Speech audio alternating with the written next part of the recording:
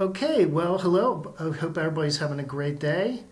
Right now it is Tuesday, June the 5th, a few minutes before 12 o'clock. So the day early today. Usually I try to shoot for Wednesdays to try to get these videos done.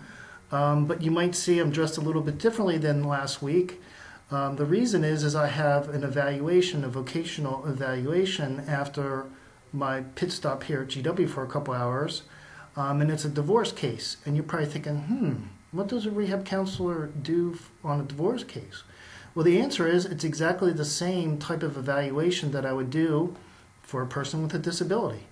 In this case, unfortunately, a couple, for whatever reasons, I don't get involved in all that, decided not to stay together. And this client slash evaluee has a pre-existing heart condition, a cardiac condition, that needs to be taken into account. And also as a result of it's not a friendly or happy thing. The only people that win in a divorce are the attorneys that make money off of it. But this person has been going through a lot of stress and depression and stuff like that. So that's how I kind of came into the picture to do an evaluation and to try to figure out what kind of jobs can this person do and what can't they do. And then corresponding, what is the labor market willing to pay for those skills? In other words, a transferable skills analysis. And I basically use almost the exact same instruments. I test for their IQ, for their personality, and for their achievement. Do a structured clinical interview, probably spend about 3 or 4 hours with them, and then I write up my report and give my opinion.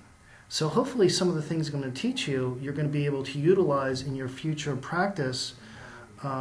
Probably a lot of you right out of the gate are going to have to either, if you're getting scholarships, stay at a state agency or CRP, community rehabilitation provider, for a period of time. But then after you gain clinical experience, you might select to go out and start your own private practice like I do. So that's up to you. So let's go back. So everyone, I've been pleased with the work that everyone's been doing. We got about half the quizzes graded. So far, everyone did excellent. Again, 50%, so small sample size, but so far so good. So let's talk about what's on tap. So got my notes here for the quiz. So for the first thing, let's speak for a few minutes about FALB. Before we can get to the lecture, let's back up for a second. So remember, for the quizzes, you're going to have the 5 multiple choice. You should knock those out, like a minute a question or however long it takes you. And then you have one short essay answer that does not, underline not, have to be in APA format. You're not going to need references, citations, et al. But for the discussion questions, you most certainly 1000% do. As we go on, I try to be kind and gentle with the APA issues. But after the 3rd or 4th discussion question, we're going to grade them like usual, like I just grade them on campus. And also, in addition to increasing the not difficulty, but the real critical evaluation of the APA format, we're also going to be looking more towards, having good content, citations, references, and down the line, outside sources. That's going to be really important. And the DQs, you could spend 5 days on it if you want, or 5 minutes. That's up to you. So it shouldn't be that hard to write 3 paragraphs, 4 paragraphs down the line in double-spaced APA format. It's never been a problem before. So just to kind of go over that. So let's speak about Falvo's chapter. Now again, instead of making you guys buy a book and waste your money and time, I just put this up online, so please, keep it between us and the family here, so to speak. But the thing I liked about Falvo's chapter 1 is they talked about the international classification, the ICF definitions. We'll get into it a little bit more, but I want you to be aware of this, because if you're working just in a state agency or something like that, you probably don't use the ICF. You might never even have heard of it. For us in the United States, we use either CPT or ICD-10 coding.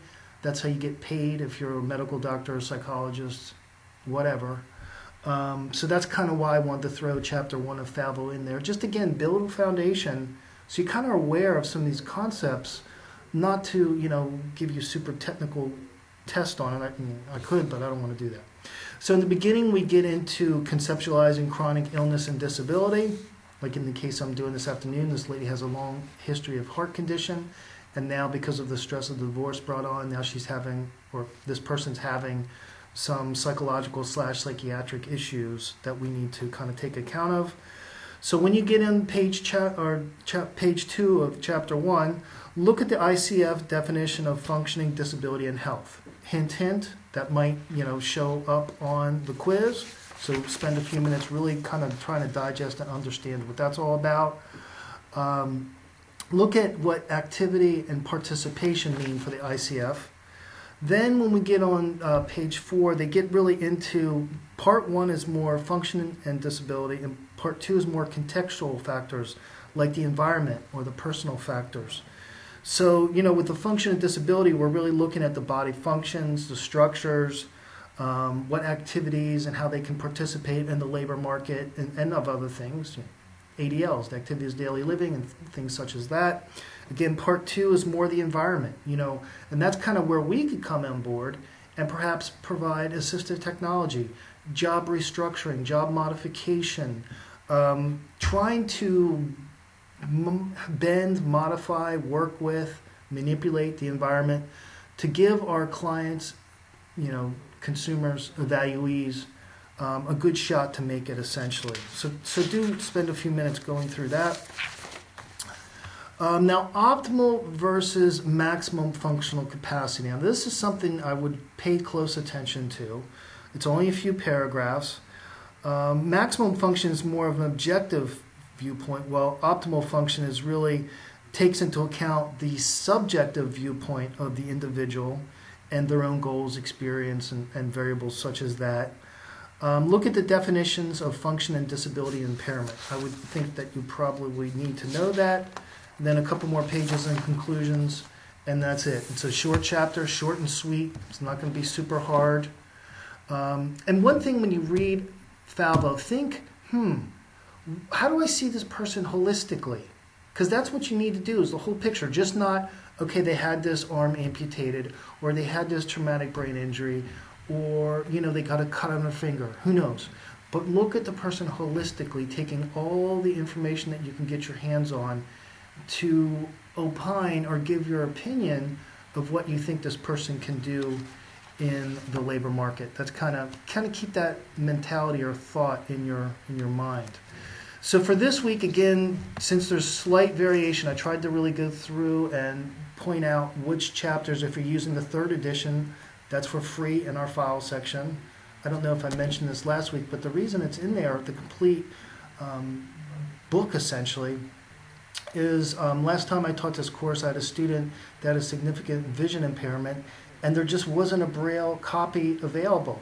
So I kind of begged, borrowed, and talked to the publisher that I happened to just somewhat know professionally, and told them my dilemma, and they were nice enough to send me a PDF of the whole book, which probably cost them some money. So keep it between us. It's in there if you want to use it. But there is some slight variation in a couple chapters between the 3rd and 4th edition. So that's why if you click on the course outline, you're going to see, okay, if I'm in the 3rd edition, for example, this week, it's chapters 2 and 3. If it's the 4th edition, then it's just chapter 2. And of course, chapter 1, Falvo, is for either one. So that's where we are. And really, for the quiz, to give you a couple little hints this week, I want to try to be cool about stuff here. I've already talked about that.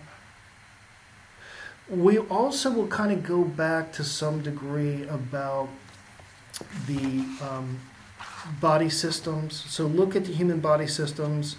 We're not really getting too much in terminology, but the body systems, we're going to revisit that a little bit for 2 of the multiple choice questions. I mean, I can't give you a better hint than that. But the 5 MX questions are pretty straightforward, and the case study I've already kind of gave you a hint about that, so don't worry about that. So let me just go in here and just point out a few important parts that I think we should pay a little bit of close attention to. So, Chapter 2, Human Body. There's a lot of really cool information in here.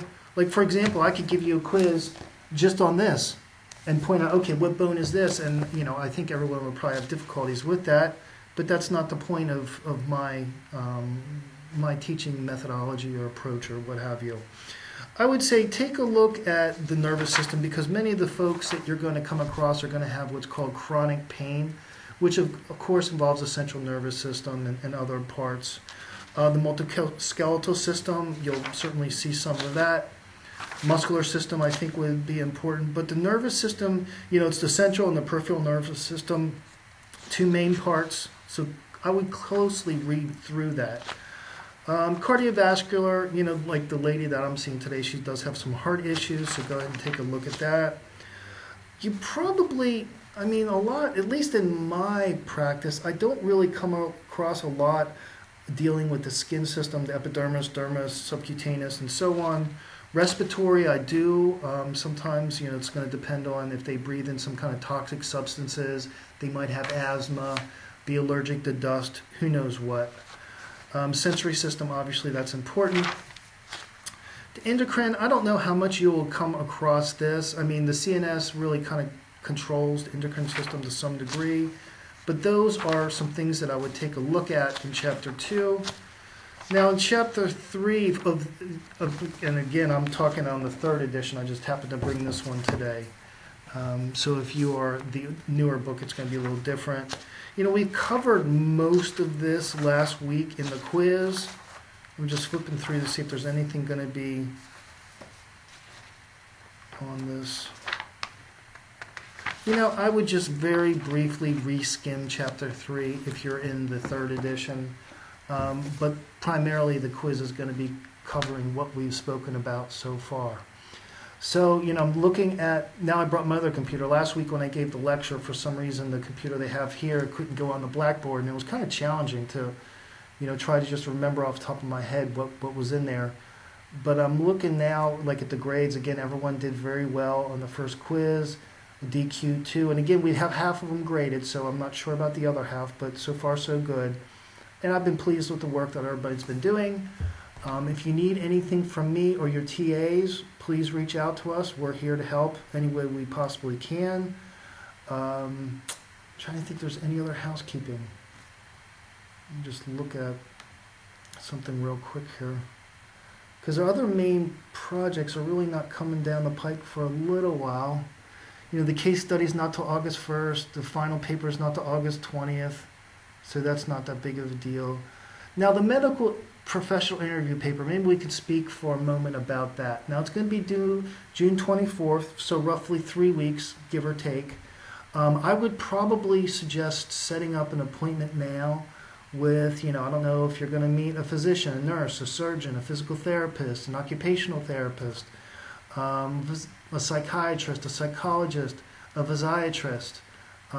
Someone that works with people with disabilities with the goal of getting them back to gainful employment, or, maybe working with, if transition is where you're going to be working, people that are aging out of school and now going into the labor market in theory. But, think about who you want to interview. And the way I would approach it is, what population of people do I see myself working with, in a year, 2 years, 3 years, whatever. And then, given said diagnoses, who works with these people? That's who I would want to interview, because then you'll be learning about the folks that you think you're going to be working with. So it's really not that big of a deal, but the main thing is get the appointment, because these people are professionals. Time is money. So they're not just sitting around dying to meet you. You're going to have to get your foot in the door, and think about it. The better the person, the harder it's going to get in to see them.